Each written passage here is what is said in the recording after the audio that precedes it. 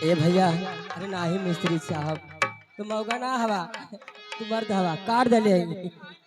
ए भैया, है देखा माता या जन स्वर्गवासी भइल बनी, एक ना एक दिन माया नगरी छोड़कर सबके जाए की पड़ी भैया। चाहे राजा हो चाहे फकीर हो चाहे कुछ भी हो, यदि छोड़ कर चला जाएगी कहना है।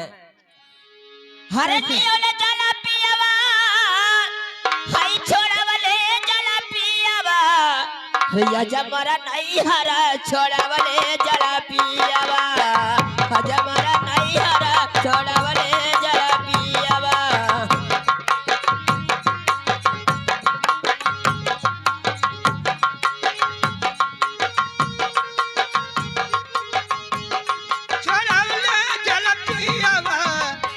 मोरा नहीं है रे छोड़ौले जाला पियावा, आज मोरा नहीं है रे छोड़ौले जाला पियावा।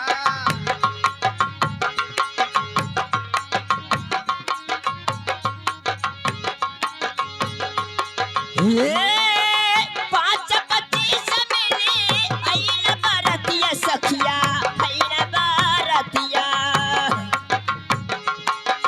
5-25 मिली आइला बारतिया सखिया, आइला बारतिया।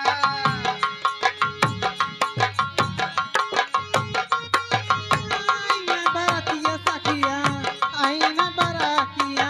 और का भेल हो?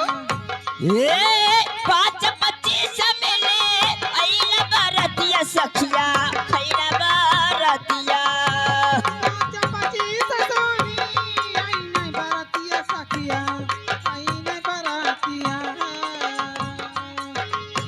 और रहिया में हमके, कैसे?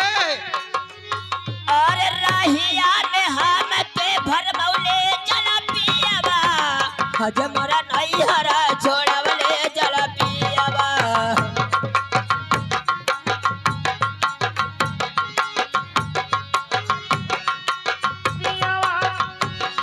छोड़ौले जाला पियावा, आज मोरा नहीं है रे छोड़ौले जाला पियावा।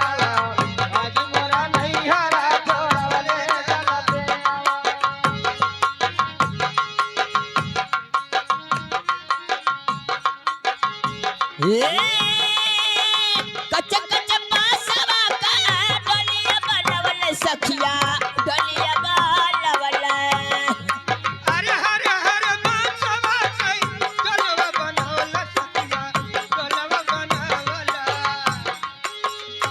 ये भैया लगे रहो। आप श्रीमान विजय कुमार जी, आज मोर नहरा छड़ौली जला पियवा। आप श्रीमान विजय कुमार जी, आपके निगम में खुश होकर एक शानदार 11 रुपए का इसके आशीर्वाद। ए भैया, बांस ऐसा चीज बा कि हर काम में वेला। हेलो चुनाई मिस्त्री गढ़ा से ये 21 रुपया का पुरस्कार आया है। पार्टी नमस्कार करती है। ए बरको, का हो? का बुढ़िया माई के बिटिया उठिया ना रहनी का हो? देखा उनका बिटिया बहन अक्षरा में गठी होले हमने हाँ? जौन बुढ़िया माई रहनी सब अक्षरा में गठिया गठिया बैठल बा। ए अब उनके पतो लोग का करते ही हो? गठिया उले लोग देवत का तरफ दुआ लगा था। अब वही लोग सोचा कितना निकारी। हाँ हाँ, लेकिन ये राम भरोस हाई लिया। लेकिन ए मास्टर